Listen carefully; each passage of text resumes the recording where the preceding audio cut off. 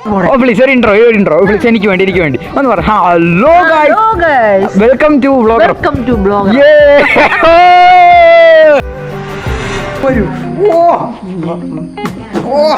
ഞാൻ പറഞ്ഞില്ല, പണ്ടത്തെ ഏറ്റവും വലിയ ബിസിനസ് മാൻ ആയിരുന്നു നമ്മുടെ അപ്പച്ചൻ എന്ന് പറയുന്നത്.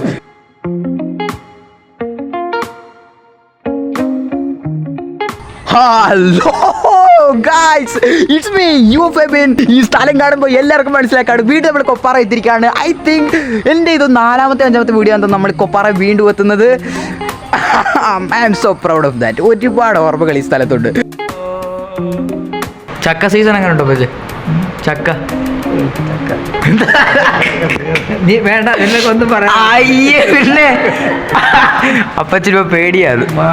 ഹലോ ഗൈസ്, ഒരുപാട് നാളിന് ശേഷം ഈ ഇൻട്രോ എടുക്കുമ്പോൾ റിയലി പ്രൗഡ് ഓഫ് ദാറ്റ്. ഈ കൊപ്പാറ വന്നിട്ട് സത്യം പറഞ്ഞാൽ എല്ലാവരും ചോദിക്കുന്നത് എന്താണ് മക്കളെ ഇവിടെ കാണാനുള്ളത്? ശരിക്കും പറയാം, എന്താണ് ഇവിടെ കാണാനുള്ളത്? ഫസ്റ്റ് നമ്മൾ കാണാനുള്ളത് നമ്മുടെ അപ്പച്ചനാണ് നമ്മൾ കാണാനുള്ളത്. അപ്പച്ചൻ കുട്ടനാണ് നമ്മൾ കാണാനുള്ളത്. ഇത് ചക്ക എടുത്തിട്ട് ചേന്.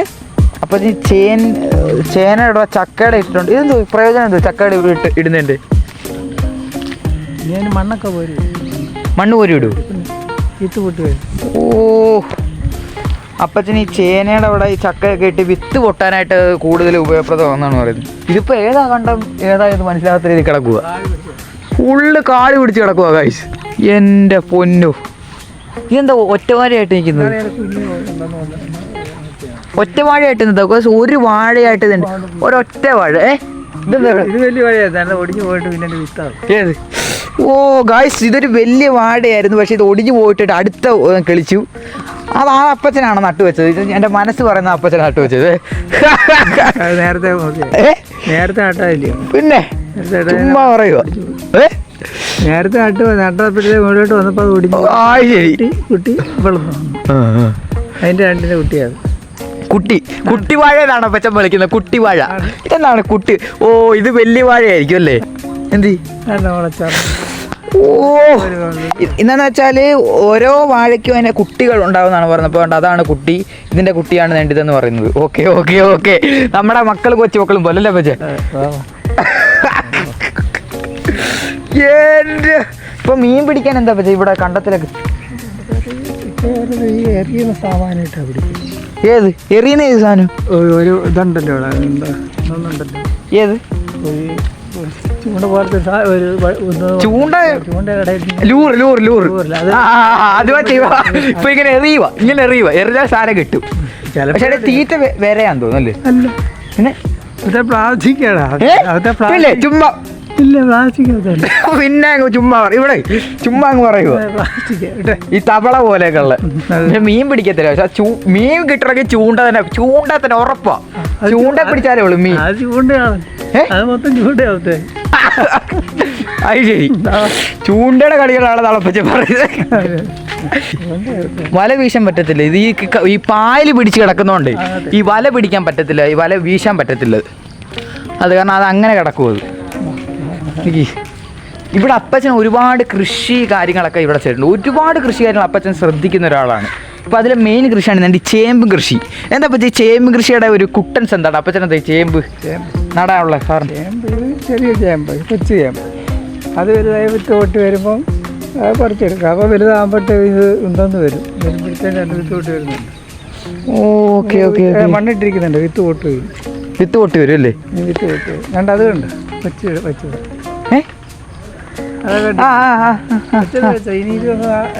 കിടിച്ചങ്ങ് വരും. അപ്പൊ ഈ ചേമ്പിന്റെ അടിയിൽ നിന്ന് ഇങ്ങനെ ഇളക്കിയിട്ട് എന്നാലും വിത്ത് പൊട്ടി വരും അടിക്ക്. Okay okay okay okay okay, ഇതിന്റെ അടിക്കാ ചേമ്പ് പിടിക്കുന്നത്. ഇതിന്റെ അടി ചേമ്പ് പിടിക്കും, നമ്മൾ അതിനനുസരിച്ച് എടുക്കും. അത് വളരുമ്പോഴത്തേക്ക് ഇതിന് ഇതെല്ലാം അട്ട് പോകില്ല. അതിന്റെ അടിയിലോട്ട് ഇട്ട്. ഓക്കെ ഓക്കെ ഓക്കെ ഓക്കെ, പറിച്ച് അത് അങ്ങനെ വിട്ട് മമ്മട്ടി കൊണ്ട് അങ്ങനെ പറിച്ചെടുക്കും. ഓരോ മുട്ട് ചിലപ്പോൾ 1 കിലോ കാണും, 1 കിലോ കാണും ചേമ്പൊക്കെ ഒരു മുട്ട്.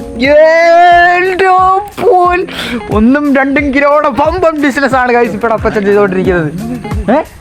അന്ന് കിട്ടത്തില്ലെങ്കിലും വരയ്ക്കുള്ള. ഇപ്പം എന്താ ഇവിടെ കൃഷി ഇറക്കുന്നില്ല? ഇപ്പം നമ്മുടെ അപ്പുറത്തെ കണ്ടത്തിൽ ഇപ്പം കാരണം അപ്പുറത്തെ കണ്ടത്തിലൊക്കെ കൃഷി ഇറക്കുന്ന സ്ഥലമാണ്. എന്താ പറ്റുക? കൊയ്ത്ത് കഴിഞ്ഞു നെല്ല് കൊടുത്തു. ഇനി അടുത്ത് ഇനി അതാരാ ഈ കൃഷി പറിച്ച ചെയ്താ? നമ്മുടെ തൊഴിലുറപ്പുകാർ വന്ന് കൃഷി പറിക്കുമായിരുന്നു. അല്ലല്ലോ, അതാണ്. അല്ല, അത് അങ്ങനെ ചെയ്തില്ല. ഇപ്രാവശ്യം ചെറുതായിട്ടൊക്കെ ചെയ്തില്ല. ഇപ്പം ഇതെല്ലാം മെഷീൻ വെച്ചാ കൊയ്യുന്നതും എല്ലാം. മിഷൻ വെച്ച് തന്നെ എല്ലാം ചെയ്യും. അത്രയും ചെയ്യാൻ ഫുള്ള് ചെയ്യാൻ പറ്റത്തില്ല. അപ്പോൾ പാലൊക്കെ തള്ളുന്ന ആളുകളെ വിളിച്ച് പാലില്ല ഇതേപോലെ വരുന്നുണ്ട്. പിന്നെ ആ കൊയ്ത്ത് എടുക്കാൻ വേണ്ടി മാത്രം മിഷൻ വെച്ച് പിന്നെ മരുന്നടിക്കുന്ന മെഷീൻ വെച്ചൊക്കെ. ഓഹോ മരുന്നടിക്കത്തില്ല. അപ്പൊ ഈ കൊയ്ത്ത് കഴിഞ്ഞിട്ട് പിന്നെ 1-2 വർഷത്തിന് ഇട്ടേക്കത്തില്ലേ? പിന്നെ കൊയ്ത്ത് ചെയ്യത്തില്ലേ? പിന്നെ പിടിച്ച് വളരാനൊക്കെ 4 മാസം 4 മാസം ഇപ്പോൾ കൊയ്ത്ത് കഴിഞ്ഞില്ലേ? നീ ആണ്ട് അവിടെ 2-3 മാസം കഴിയുമ്പോഴത്തേക്ക് പിന്നെ കൃഷി ഇറക്കാനുള്ള പരിപാടി. ഓക്കെ കാരണം എനിക്ക് നമുക്ക് ഇതിനെപ്പറ്റി അറിയത്തില്ല. ഇവർക്ക് ഭയങ്കര അറിവാണ് കൃഷിയെ പറ്റിയുള്ള. പണ്ട് അപ്പച്ചന് വലിയൊരു സ്ഥലം ഉണ്ടായിരുന്നു അല്ലേ പച്ച? കൃഷിയുടെ പണ്ട് വലിയൊരു പാടമായിരുന്നു അപ്പച്ചന്. ഇതെല്ലാം അപ്പച്ചൻ്റെ സ്ഥലമായിരുന്നു. ഈ പാടം എല്ലാം കേട്ടോ. വലിയൊരു ആളായിരുന്നു, വലിയൊരു ബിസിനസ് മാൻ ആയിരുന്നു അപ്പച്ചൻ. ഈ പണ്ട് വള്ളത്തേലൊക്കെ ഈ വഴി പോയിട്ടുണ്ടോ അപ്പച്ചൻ? പണ്ട് ഈ കച്ചവടം ചെയ്യാനായിട്ട് ഈ ഇതുവഴി പോകത്തില്ല, അത് വടക്കോട്ടൊക്കെ ഇല്ലേ? വടക്കോട്ടെ ഇതുവഴി അല്ലല്ലോ, വടക്കൻ ലൈൻ ആ കച്ചവടത്തിനൊക്കെ പോകുന്ന സ്ഥലം. അതുകൊണ്ട് ആറ് ഇവിടെ നേരെ വടക്കോട്ട്. ഓഹോ ആ വഴി അപ്പച്ചൻ പാലത്തിൻ്റെ ആ വഴി എല്ലാം കിട്ടും. അത് കിട്ടും. കാരണം പണ്ടത്തെ കാലത്ത് അത്രയ്ക്കുള്ള ഒരു ഇത് വന്നിട്ടില്ല, റവന്യൂ വന്നിട്ടില്ല. അന്ന് കൂലി തന്നെ ഇപ്പോൾ തൊഴിലാളികൾക്ക് തന്നെ കൂലി. പെണ്ണുങ്ങൾക്ക് 30 രൂപ കൊടുക്കും. ഇപ്പോൾ അതിന് 650-700 ഒക്കെ പെണ്ണുങ്ങളുടെ കൂലി. അതെ, എല്ലാവരുടെയും കൂലി കൂടിയോ? ശരിയാണ്, സത്യമാണ്. ആണ് 1200 ആണ്. ഓ ഇത് അപ്പച്ചൻ അവര് പണിതപ്പോ തന്നെ ഈ സ്റ്റെപ്പ് പണിയാന്ന് അപ്പച്ചൻ പറഞ്ഞാണ്. കാരണം ഈ കോൺക്രീറ്റ് പറഞ്ഞിട്ട് ഈ സ്റ്റെപ്പ് പറഞ്ഞപ്പോ ഒരു കറക്റ്റായിട്ട് ചെയ്തു തന്നു. പിന്നെ എനിക്ക് കാലത്ത് വെള്ളം. ഇത് ഒരുപാട് കുളിക്കാനും വെള്ളം കോരാനും ഒക്കെ നമുക്ക് എന്തെങ്കിലും മമ്മിട്ട് വരും, എന്തെങ്കിലുമൊക്കെ ചെയ്യണമെങ്കിൽ അതിനനുസരിച്ചുള്ള കാര്യങ്ങൾ. അത് ഒമ്പം തന്നെ കണ്ടോ, കച്ചവട ബുദ്ധിയാണ് അപ്പച്ചന്. ഭയങ്കര ഇതാണ് കേട്ടോ. പക്ഷേ അഭിമാനം തോന്നും അപ്പച്ചൻ്റെ ബുദ്ധി കാണാൻ നമുക്ക് വളരെയധികം അഭിമാനം തോന്നും. ഇപ്പോൾ ഭയങ്കര മഴയാണ്. ഇപ്പോൾ ഈ വെള്ളം കയറത്തില്ലല്ലേ? ഈ പ്രാവശ്യം അത്ര വെള്ളം കയറിയിട്ടില്ല. ഇപ്രാവശ്യമൊക്കെ മറ്റേ ഇവിടെ സ്റ്റെപ്പിൻ്റെ ഇടം വരെ വെള്ളമില്ല. അതാണ് അപ്പച്ചൻ സ്റ്റെപ്പിൻ്റെ ഇടം വരെ വെള്ളം. പണ്ട് വലയൊക്കെ വീശുമായിരുന്നു. സ്റ്റെപ്പിൽ നിന്ന് വല പിടിച്ച് മീൻ പിടിച്ച ആളാണ് കഴിച്ചത്. അത്രയ്ക്ക് വലിയൊരു മനുഷ്യനാണ് മാത്യു സാർ എന്ന് പറയുന്നത്. അപ്പച്ചൻ വശക്കാരായിട്ടിരിക്കുകയാണ്. തണുപ്പായോണ്ടാണ് അപ്പച്ച എന്തോ പറ്റി? ഉടുപ്പൊക്കെ ഇട്ട് സമയം പോകുന്നു. പുസ്തകമായി കയറി സമയം. അപ്പച്ചന് നാളമാണ് ഗൈസ് വീഡിയോ വരെ. നാണം പക്ഷെ നാണിക്കല്ലേ അപ്പച്ച? എൻ്റെ കൂടെ അല്ലേ, കൊച്ചുമോൻ്റെ കൂടെ അല്ലേ അപ്പച്ച? ഇനി നിർത്താൻ പറ്റില്ല, ബേക്കറി കാണുന്നു. അപ്പച്ച പറയും നിർത്താൻ. ലോ അപ്പച്ച. അപ്പച്ചനെ എടുത്തോണ്ടിരിക്കും.